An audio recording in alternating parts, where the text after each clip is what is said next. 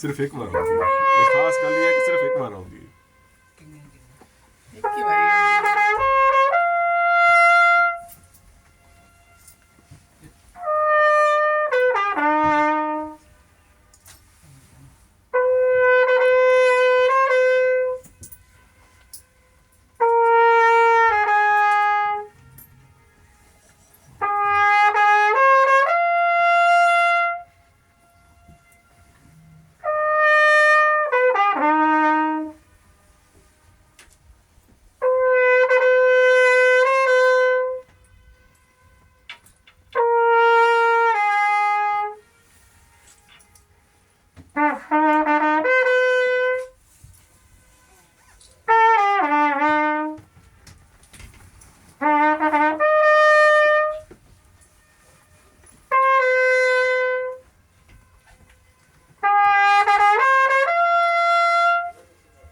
ਇੱਕ ਆਉਂਦੀ ਵੀ ਸੁਣ ਸੁਣਾਈ।